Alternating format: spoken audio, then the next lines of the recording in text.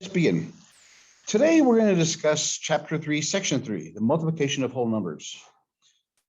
We're first going to look at the basics of it.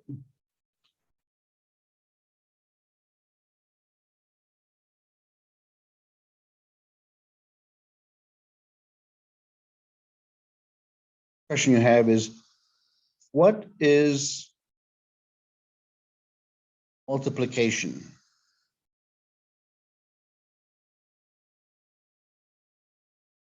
Please answer it. It's turbo addition. Now, and what other people call it is repeated addition. I like turbo addition because it speeds up the addition process a lot faster. For example, 3 plus 3 plus 3 plus 3. 3 plus 3 is 6, plus 3 is 9, plus 3 is 12. That's addition. Multiplication is, since we have the number 3 and it occurs 4 times, we can write the number that we have, times the number of times it appears, repeats, and then that's just a faster way of doing it. Believe me, try to do this. 5 times 35.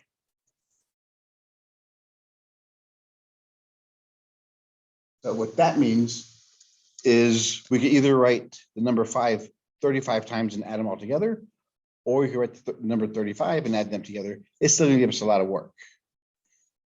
But with multiplication, we multiply the 5s. 5 times 5 is 25. 5 times 3 is 15, plus 2 is 17. Typically, we do multiplication this way. Times 5 is 25. 5 times 3 is 15, plus 2 is 17, so it's 175. All right, so that's pretty much what it is. The formal definition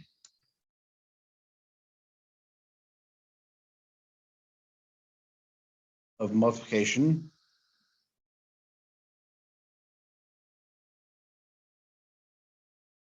is this.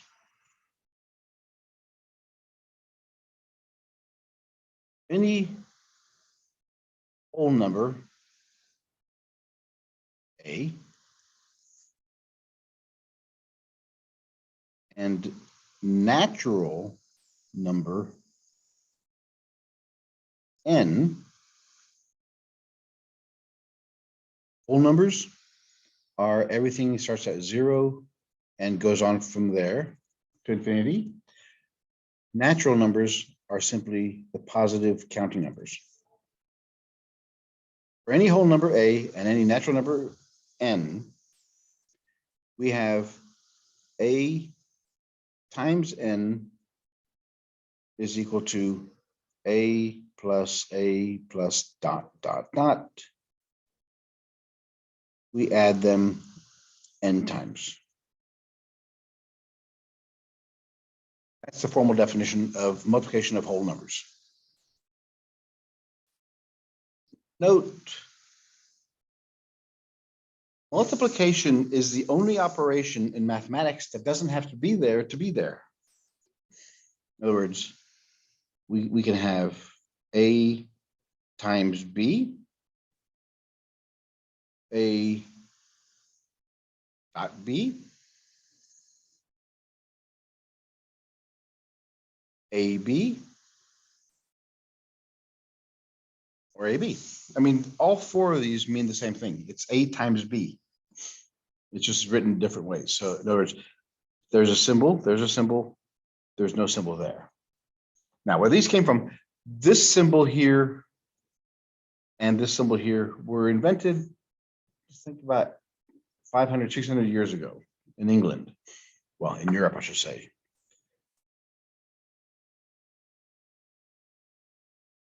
Ostrine, some German name, or Austrian name, he liked the cross method.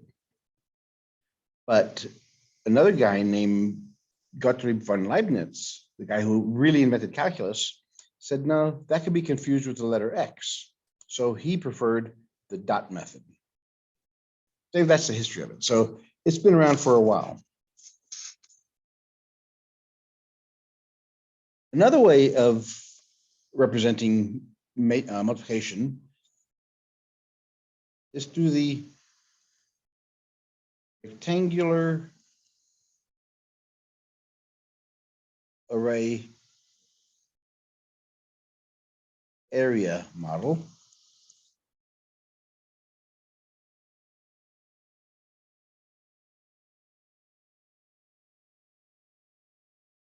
Rectangular array and area. They both mean the same thing. If we were to find the area of something, if we had a box and this was 4 feet and this was 6 feet, the area inside here is simply 4 times 6. 4 feet squared. That's the area. So basically you take the base times the height. That really represents is this.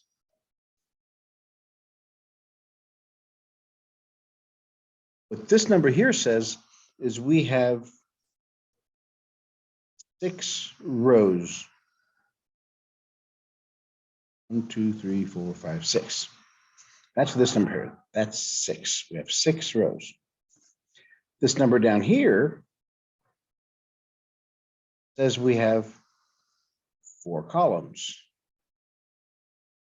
1, 2, 3, 4. If you take 4 times 6, that'll tell us the number of boxes inside there.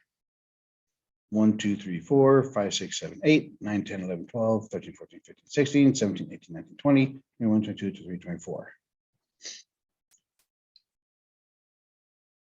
So we could do multiplication both of those ways. Here's another way they use in similar to the array.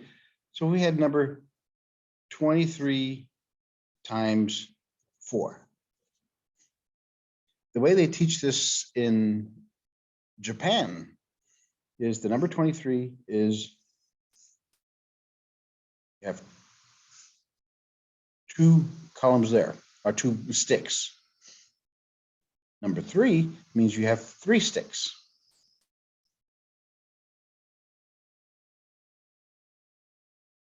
That's 23. Now,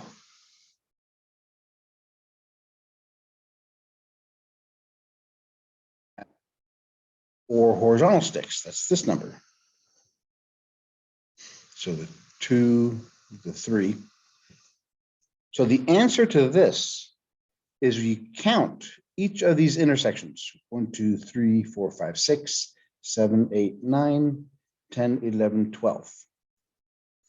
So that's 12, carry the 1. So that's the ones. This is the tens. 1, 2, 3, 4, 5, 6, 7, 8. 8 plus 1 is 9. So 23 times 4 is 92.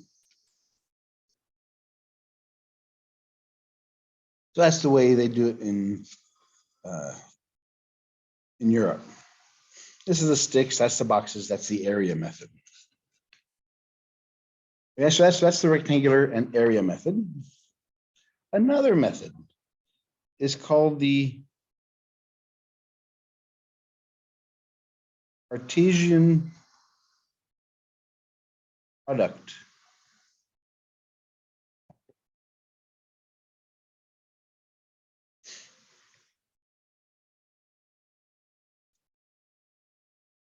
Cartesian, that's the same person, Rene Descartes.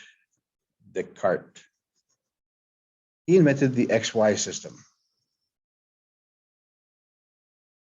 The graph. That's why they call it the Cartesian coordinate system. We'll talk about that later in this course. So the Cartesian product model says this. Let me give you the formal definition. For any finite set of numbers or set of elements, A and B, so these are both sets that contains a bunch of elements. So if the cardinal number, if the number of elements in set A is represented by A, and the cardinal number of B is represented by little b,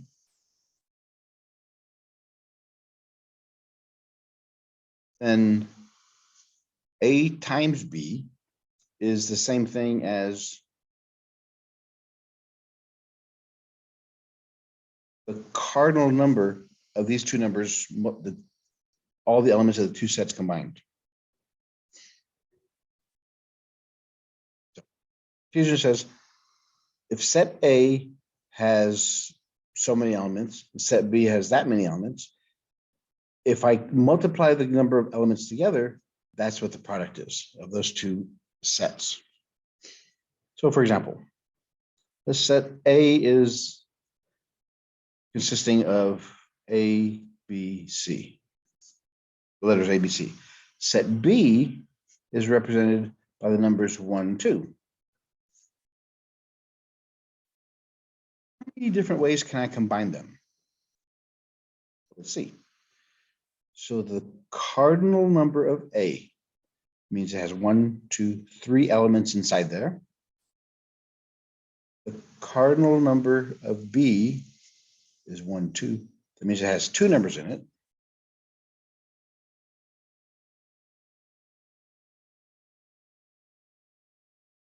This is little a, this is B.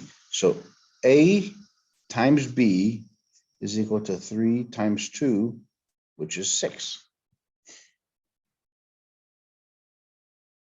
See where this comes from. We start from here. We're going to use something called the tree diagram.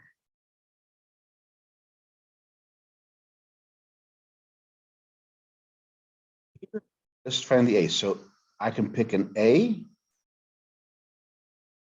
I could pick a B, or I can pick a C. Or I could pick any one of these. Now from there, I could pick a 1, 2. From B, I can pick a 1 or 2. And same thing for C. I could pick a 1 or a 2. So my combined set could be A and 1, A and 2, B and 1, B and 2, B and 1, B and 2. So A and 1, A2, B1, B2. How many of these do I have? I have 6, which is, that's what it tells me. Okay, now there's a difference. This X, the Cartesian product, is not the same as A times B. When you see just a solid X, that means we're doing set notation. We'll see how many sets we have. This is simply multiplying them. So that's very important. You have to make that distinction before you start.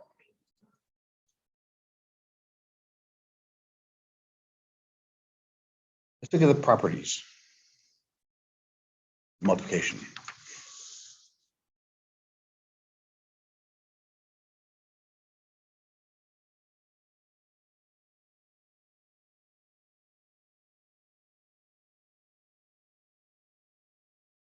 Multiplication. Increase.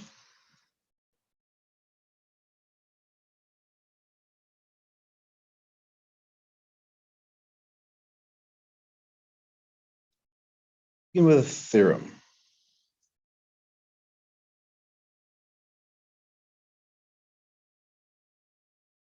Theorem 5. Abbreviate theorem like that from now on.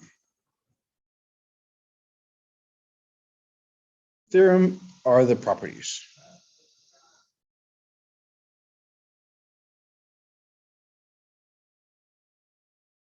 Theorem says this. We have 4 different ideas here.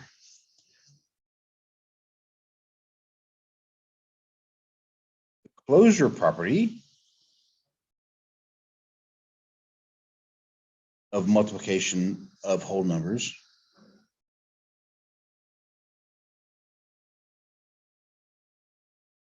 So the closure property of the multiplication of whole numbers says this.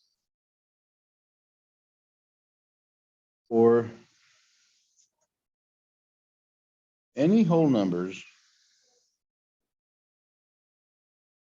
A and B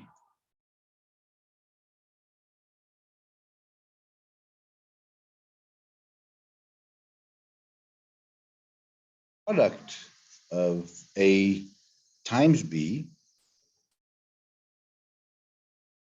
is a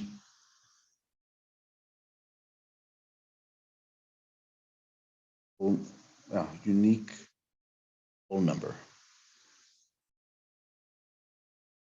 Remember, closure says since if A and B are whole numbers, meaning I go from 0 to infinity, if I multiply 2 numbers and say 0 times 0 equals 0, is 0 in the whole numbers? Yes. 1 times 7 equals 7. Is 7 a whole number? Yes. So that's what closure means. If I take 2 whole numbers and multiply them together, the answer is going to be a whole number also. The next one is the commutative property of multiplication of whole numbers. It says for any whole numbers A and B, for any 2 whole numbers, A times B is the same thing as B times A.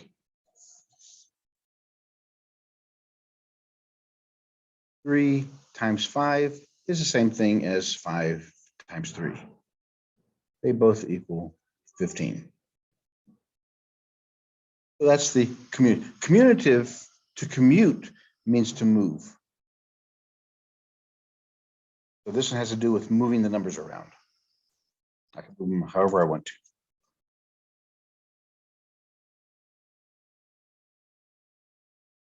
Next one is called the associative property.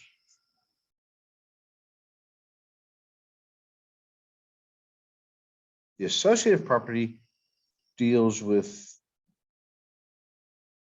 grouping the numbers.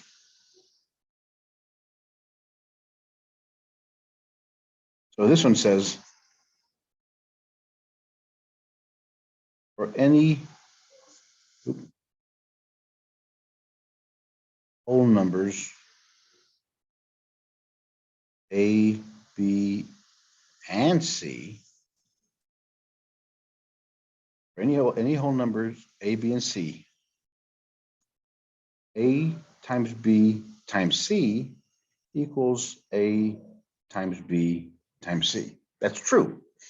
But we can't process 3 numbers at a time. Nothing in our known universe will allow us to do more than two informations at one time. So what this one says is we have to tell the user, the person, which one do we group together first? So that's where we use grouping. That's the associative property. So I have to associate these 2 together first and then multiply by C. I do these together and then multiply by A.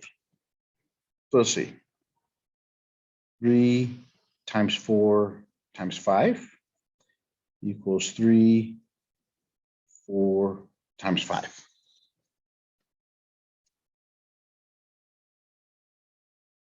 Three times 4 is 12. 5. 4 times 5 is 20. Remember, you have to do order of operations, says do parentheses first. So you have to do whatever's inside the parentheses first. And we multiply.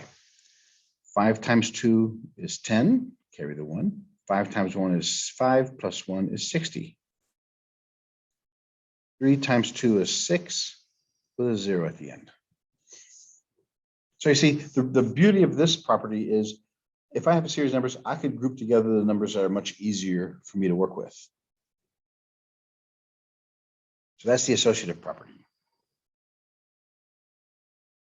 The last property that we're going to look at is the identity property.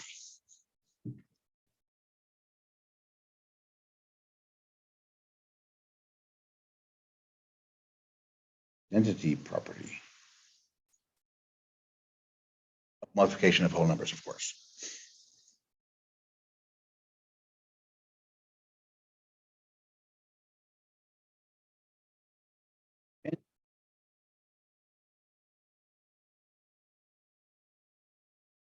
A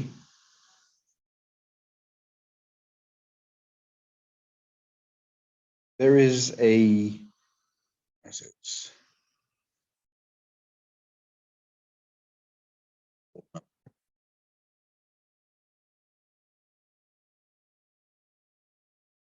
one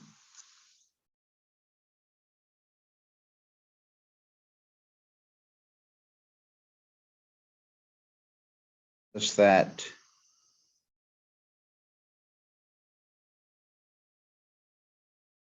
any, actually, so that's the product A times 1.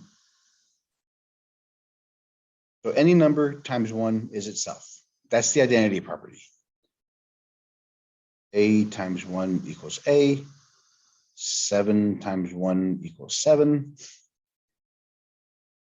So as long as any number, any whole number we have there, we can multiply by 1 and get the same thing.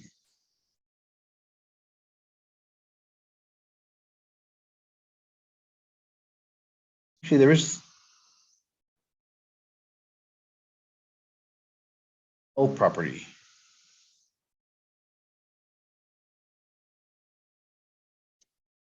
Whole number means 0. What they did, the textbook, if you read that, instead of putting the null property, they put it as a theorem. Theorem 6. It says the same thing. It says any whole number A, the product A times 0 equals 0.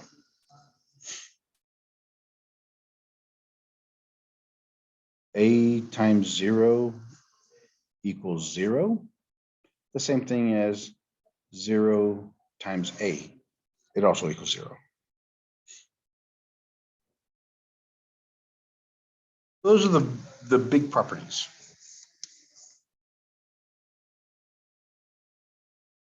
Those deal with multiplication by itself.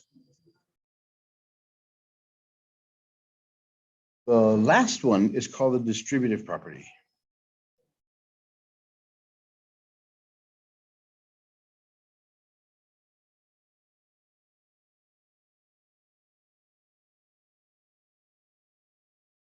The distributive property of multiplication. Say here, over addition.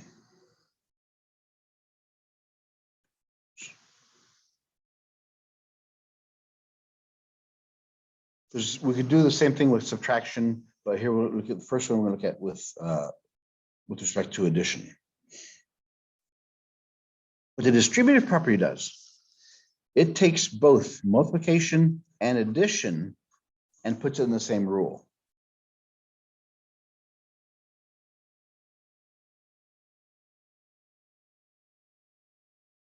It's a small a.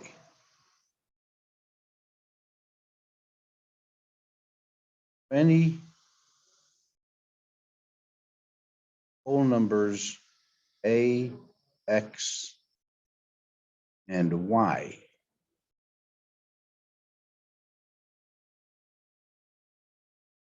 the product means multiplication. Product of a, the sum x and y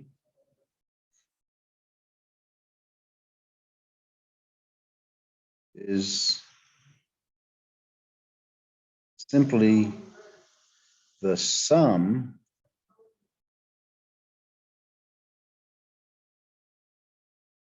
product a x and y. Any whole numbers a, x, and y, they're all whole numbers, or they can be variables too. The product of a, the number in front is called a coefficient.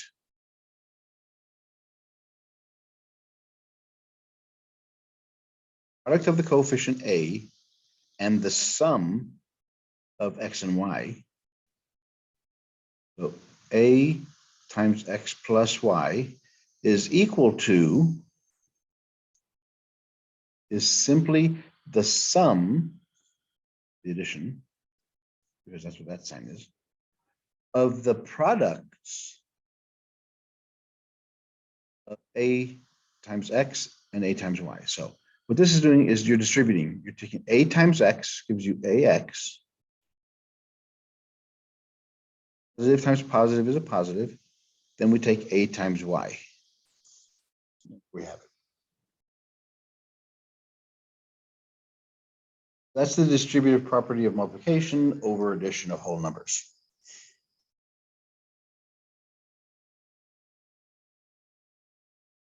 Back to this in a second as well, because the beauty of this property is it does two things for us. I'll tell you now anyway. So what this property first does is it gets, since we can't do anything inside the parentheses, the distributive property gets rid of the parentheses. So that way is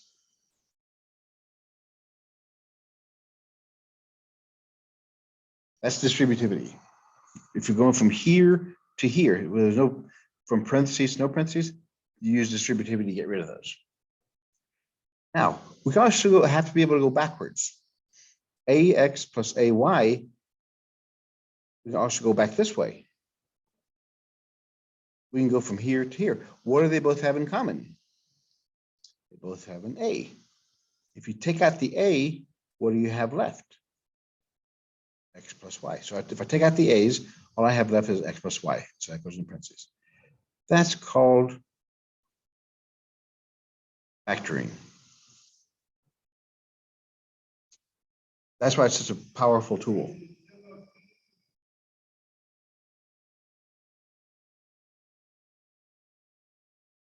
So that's the distributive property of multiplication over addition.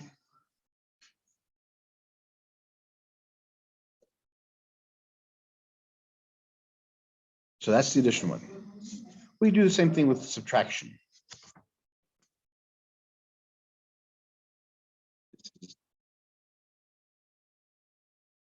Room 8. I call it the distributive property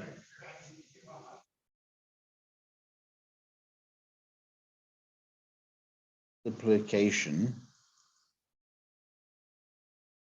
over subtraction whole numbers.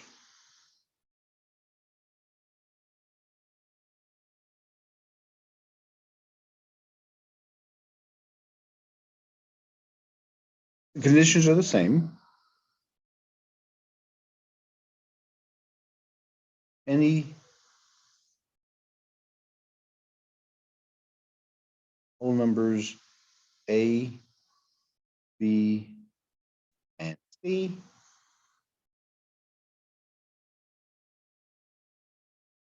here's the difference between addition and subtraction, where B has got to be larger than C. And this will be evident in a second. Any whole numbers A, B, and C where B is larger than C are equal to C.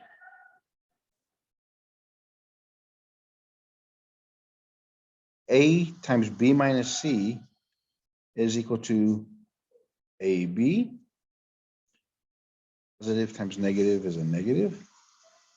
AC.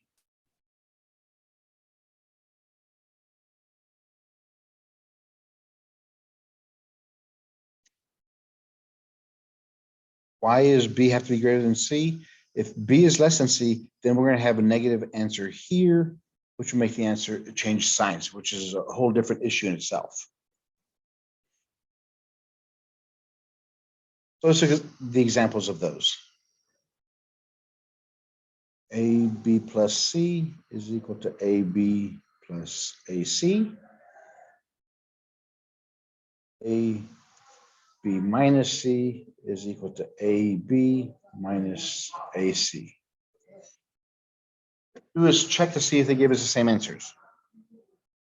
We're going to use A equals 3, B equals 5, and C equals 4.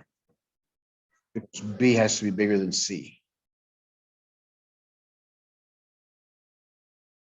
Let's plug them in. 3 plus 4 equals 3 times 5.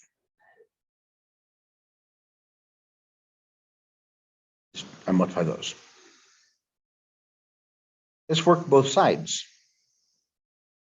Order of operations says we're supposed to do inside the parentheses.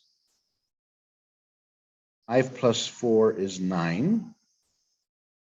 3 times 9 is 27. 5 times 3 is 15. 3 times 4 is 12. 15 plus 12 is 27. That works.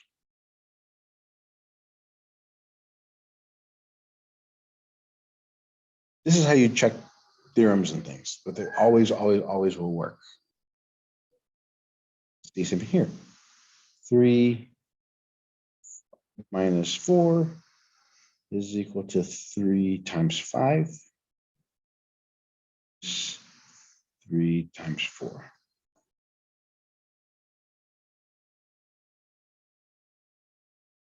It out. So on the left side, we have to do inside the parentheses first. 5 minus 4 is 1. 3 times 1 is 3. Hand side. 3 times 5 is 15. Minus 3 times 4 is 12. 15 minus 12 is 3. So that works. So that proves both of those theorems are true.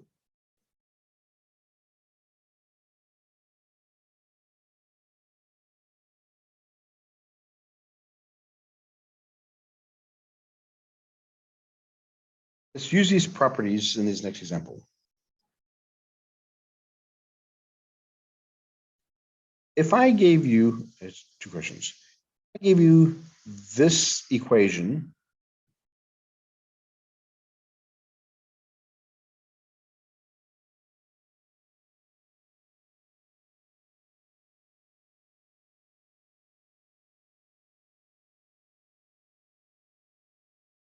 How can I prove that this product of these two things is going to equal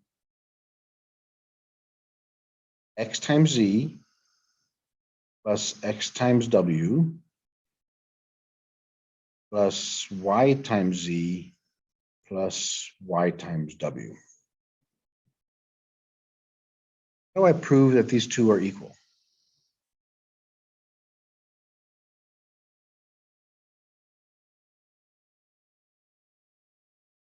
So first way I could do it, let's use one of the methods, the area model or the rectangular method.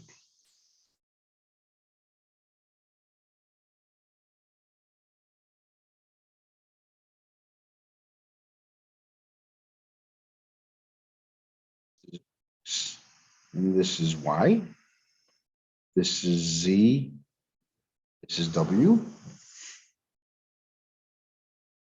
Add it together. So x times z is xz. X times w is xw. Y times z is yz. And y times w is yw.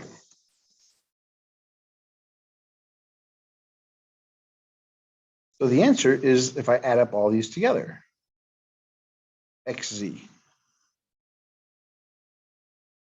plus xw plus yz plus yw, which is what we're supposed to prove.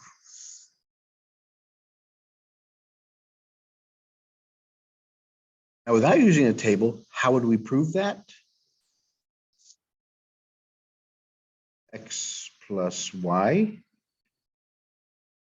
plus w. I'm going to show you two ways of doing this using distributivity. Remember, the distributive property adds something in front times something in behind. This is my A. My A.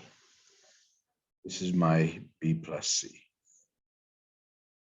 So that equals A times B plus A times C. This is X plus Y.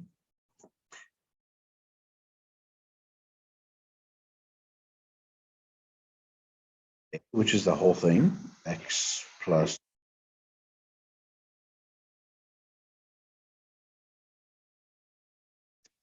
second number. So the first and second. So the second number is W.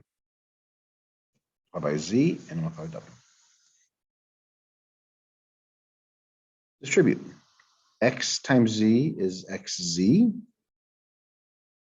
Y times Z is YZ. X times W is W or XW. W times Y is YW. Again, it's the same thing. So I take whatever's in front. If it's an equation, great. If it's a number, even better.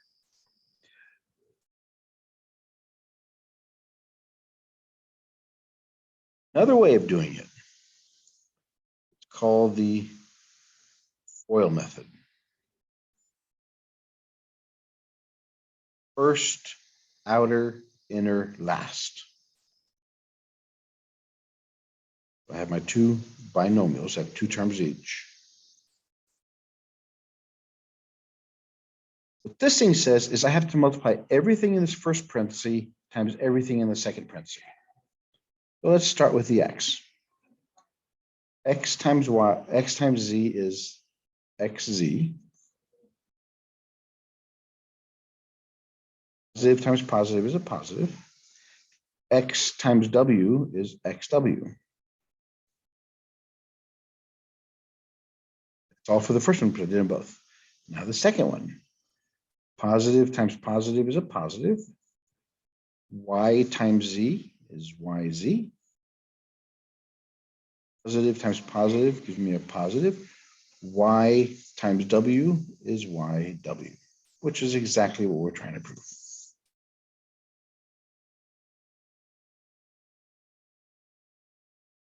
Right, so that's just different ways we could prove these things.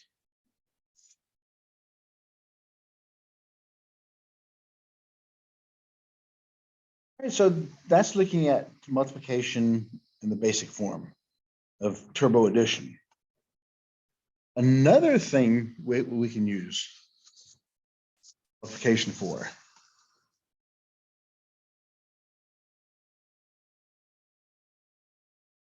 exponents.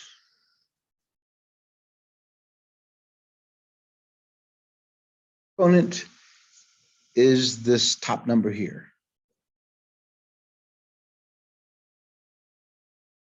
This number here is called the base.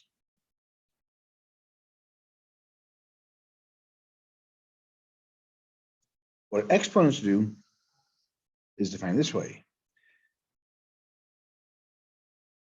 The exponent indicates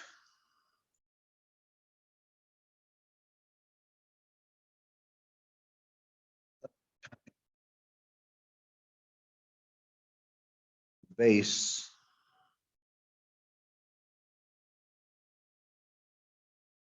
should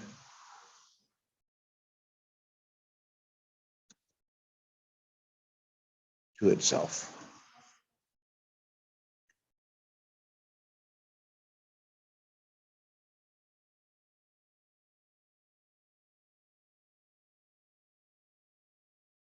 Three to the fourth. It's the exponent indicates the number of times the base should multiply to itself. So the base is 3 and the exponent is 4. So it says I should take the base and multiply it to itself 4 times. 3 times 3 is 9. 3 times 3 is 9. Remember, I could do the associativity anyhow I want to. 9 times 9 is 81.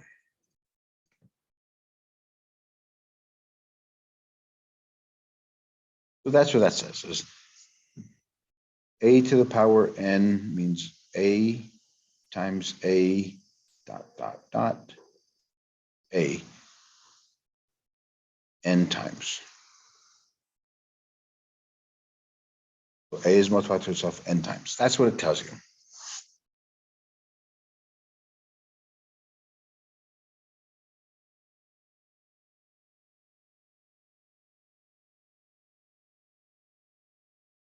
Properties of exponents.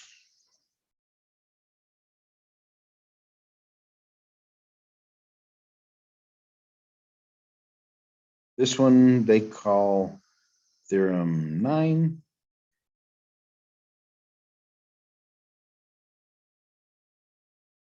The sum rule. It says this. Well, for all of these, a is a whole number. And is a natural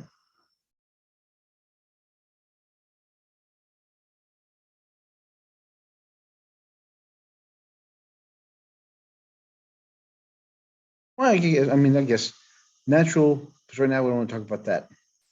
Because we're going to come back to talk about that. What if it's a whole number? The sum rule.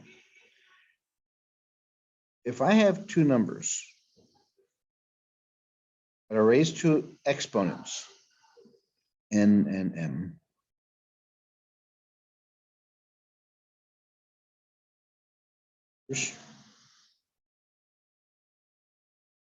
if the bases are the same and I'm multiplying them, I just add the exponents.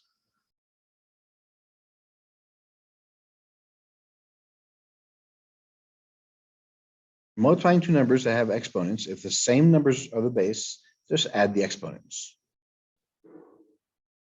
Here's the proof. 3 to the power 2 times 3 to the power 3.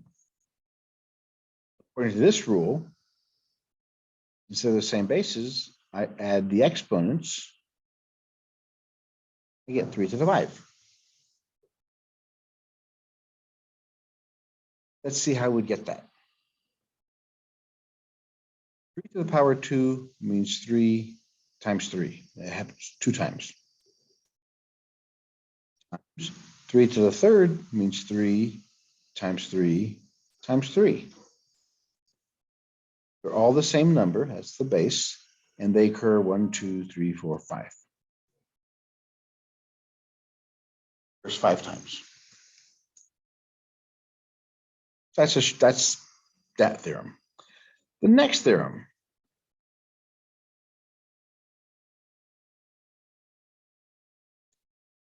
The product rule. It says this. If I have a number that's exponentiated, has a power, and that whole thing is raised to a power. You have power to a power, you just multiply the exponents.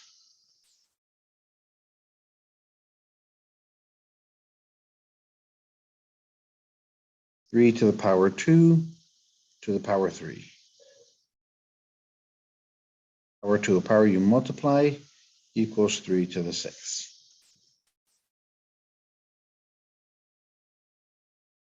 See what this means. So this outer exponent means I take whatever's underneath it, this parenthesis, and I multiply it 3 times. So 3 to the power 2, I multiply it 3 times. That's what that tells me. Now, 3 to the power 2 says I multiply 3 times 3. 3 to the power 2 is 3 times 3. 3 to the power 2 is 3 times 3. They're all the same numbers.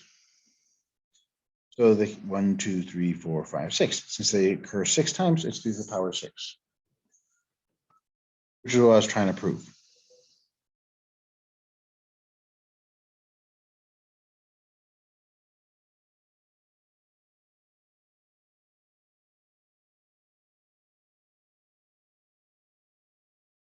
Theorem 11.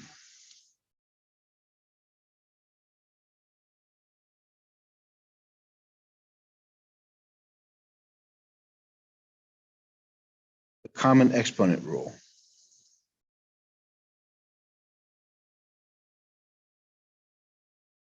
If I have two numbers, two whole number or integers, numbers that are raised to powers, raised to the same power, then what I could do is I could multiply those two numbers and raise that product to an answer.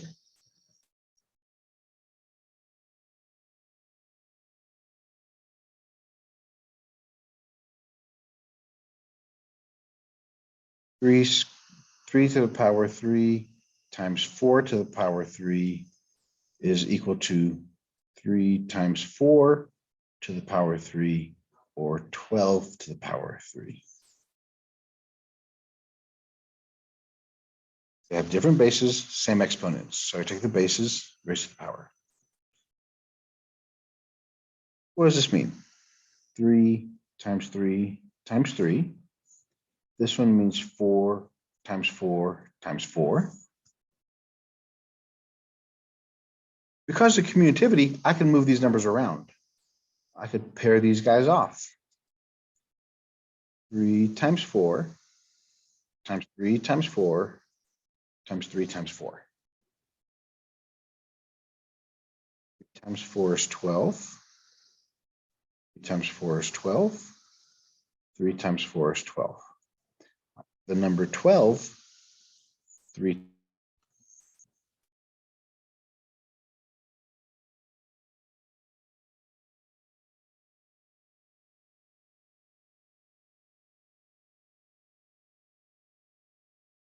You could always break these things up also, go backwards. Like this one here. If I had 3x to the power 2, since both of these are inside there, that means they both have the same power. So I could take this power, put it on top of each one separately. So I get 9x squared. So again, that's what each of these rules, you can go either direction.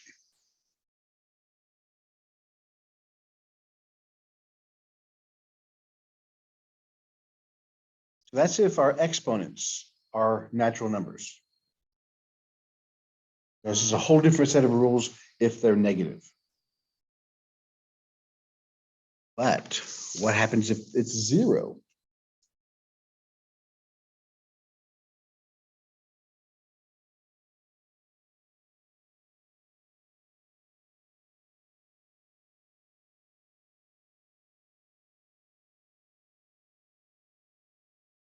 Zero exponent rule.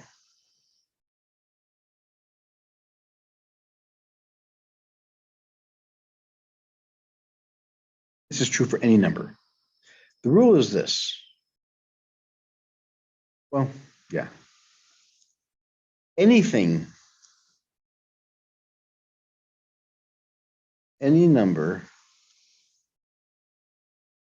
raised to the zero power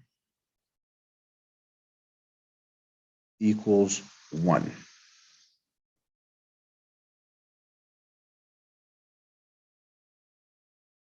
It's just not any number, it's anything.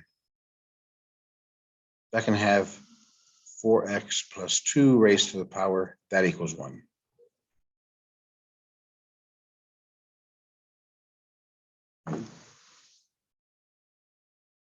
The reason for that is this. Here's the proof. Let's look at the number 1. How do you get 1 mathematically? You can just put 1, yes, but if I had 7, how do I turn 7 into 1? Well, I divide by it. So if I take any number divided by itself, get 1. Any number, it could be even larger. It could have exponents, but they have to be the same.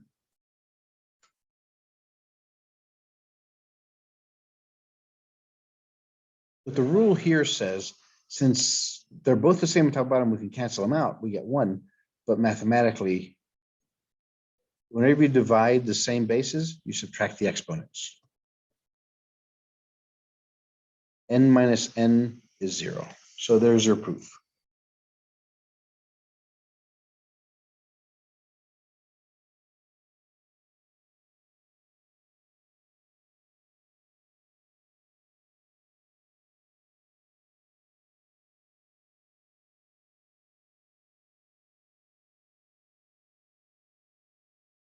The same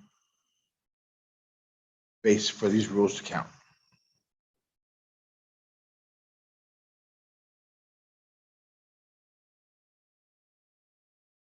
Two to the 6 times 8 to the 3rd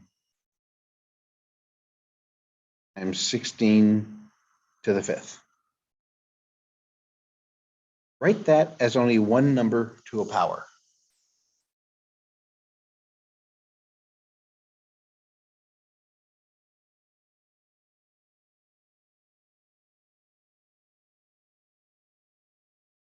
This is where we put together a lot of the stuff that we've learned already. What does that mean? Well, let's see what we have. Well, you have to have the same bases.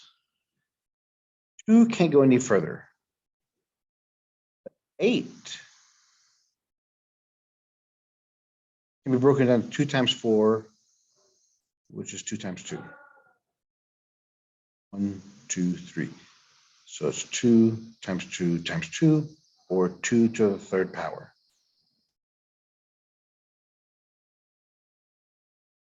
So the number 8 is 2 to the 3rd power. 3rd power.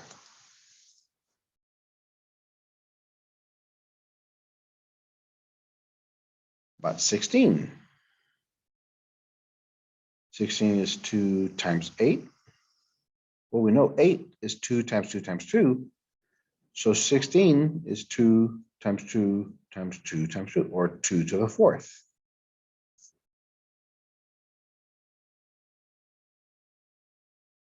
Sixteen is 2 to the 4th. So now we have the same bases in all of them. Let's get rid of the parentheses. This one can't do anything with. Power to a power with our properties. That's the power rule. We multiply them. 3 times 3 is twice here.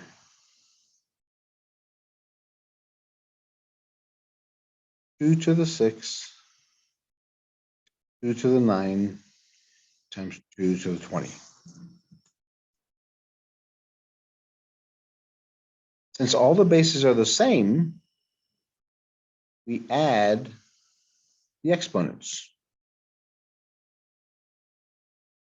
6 plus 9 is 15.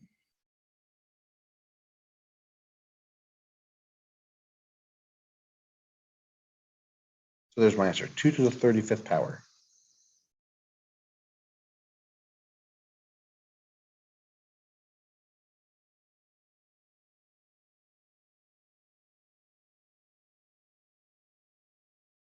As I do, always break it down to get the same base and then take it from there.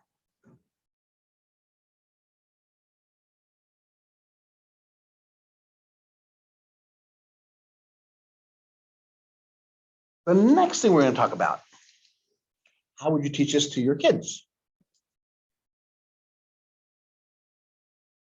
Well, always start off with base 10 blocks.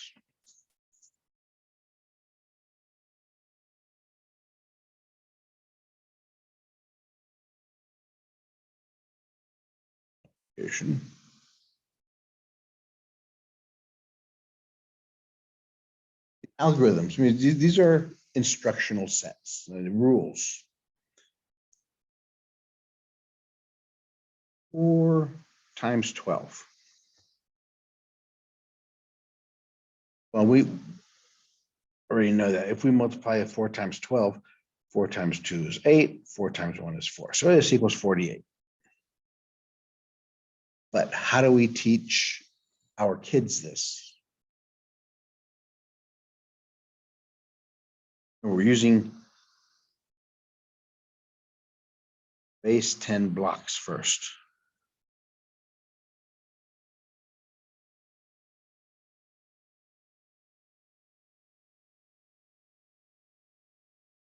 Okay, so the first method algorithm I'll show you is called a concrete.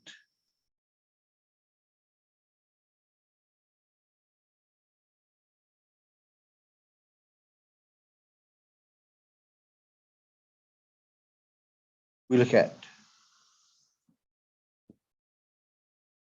4 is itself, 12 is actually 110 plus 2 ones.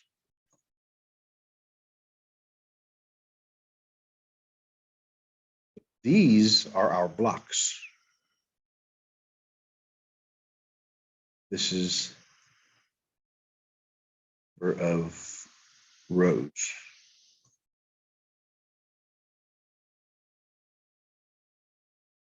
We have 10 blocks is a stick, and then we have 2 singles. Yeah, 4 times.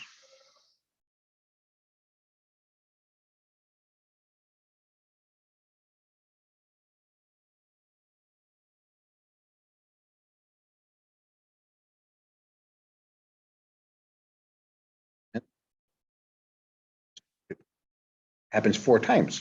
So if we add those, what do we get? 1, 2, 3, 4, 5, 6, 7, 8, 10, 20, 30, 40. So 40 plus 8 is 48. That's how we teach the kids to use blocks.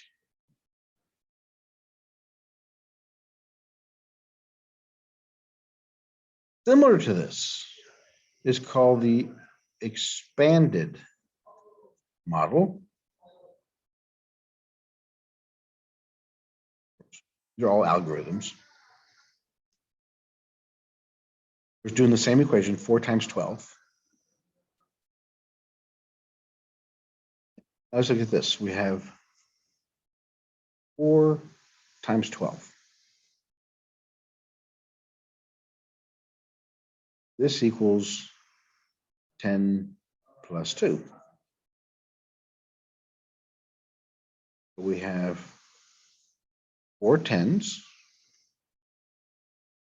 plus we have 4 sets of 2s.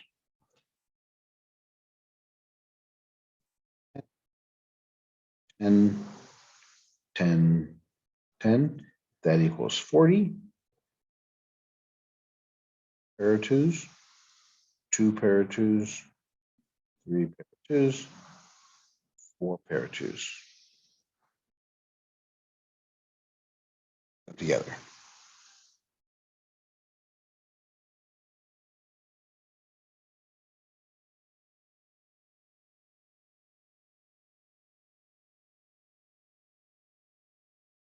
Or we do the standard model the way we've just done it on top. Or if I had 4 2s, I got 8 total. And if I have 4 1s, I got 4.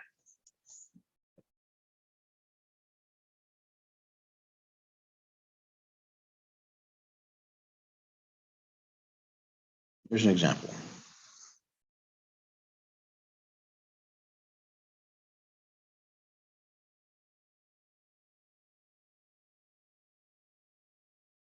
Describe the number 23 in blocks.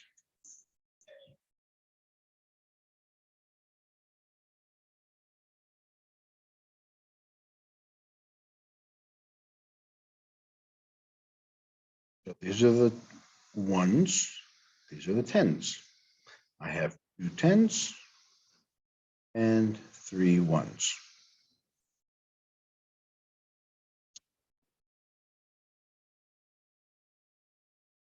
I did that to lead the next way.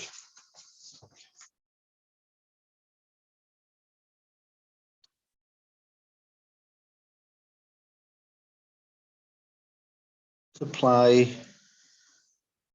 by using base 10 notation. Remember, system, we have 1s, 10s, thousands, 10,000s, and so on and so forth. It can be written as this way. So this one is zeros. This is 1. The exponent actually tells us now how many zeros we have. But 10 to the power 0 is a 1. 10 to the first power, I only have 1 0. I have 2 zeros, that's 10 squared. 3 zeros, and so forth. So that's what we have so far. So the number 256,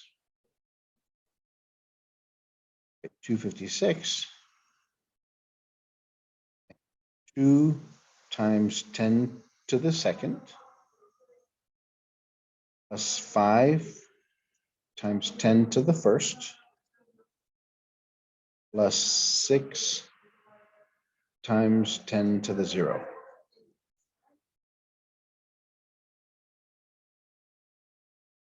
Two times 100, 10, 6 times 1. 251, 6, I'm sorry, 6. So that's how that works.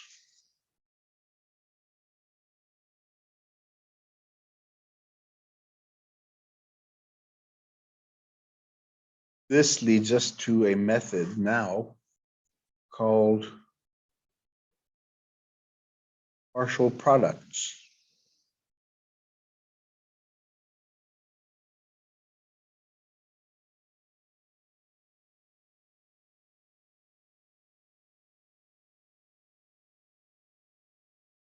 Partial products.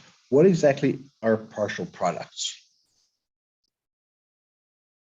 For example, 23 times 14.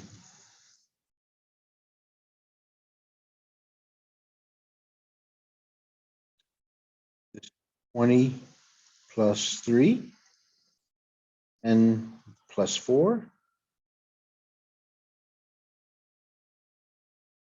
So if we look at these, we have 20 plus 3, 10 plus 4.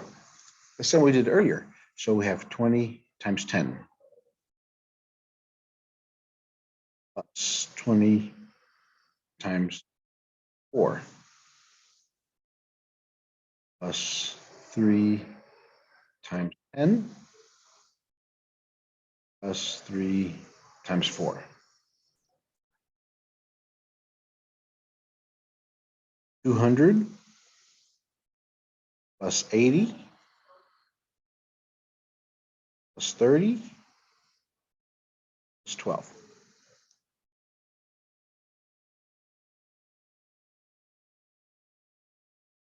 200 plus 80 is 280.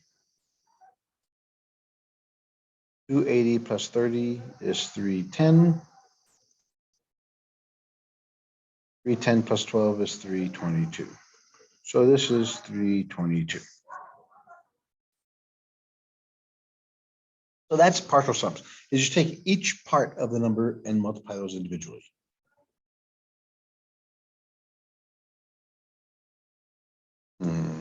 Wait. Okay, real quick.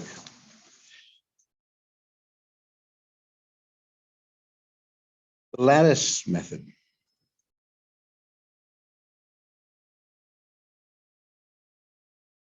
Same number, 23 times 14. The way the lattice method works.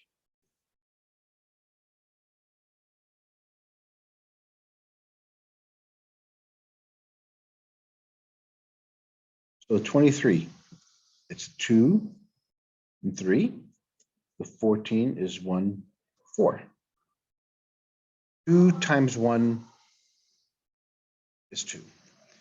3 times 1 is 3. 2 times 4 is 8. 3 times 4 is 12.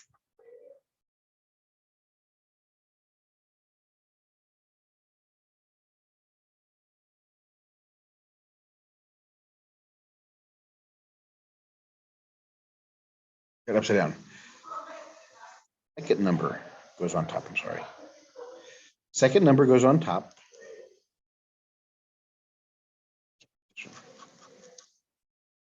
We do the same thing here. We make the lattice. 2 times 1 is 2. 2 times 4 is 8. 3 times 1 is 3. 3 times 4 is 12. Now we add. This is a 2. 8 plus 1 is 9. Plus 3 is 12. Carry the 1. 0 plus 1 is 1. Plus 2 is 3. And you get 322. That's the lattice method. Okay, it's time to end class. Sorry, everybody. Then I hope that worked. I'll see you all Monday. Remember, no school tomorrow for y'all, Thursday or Friday.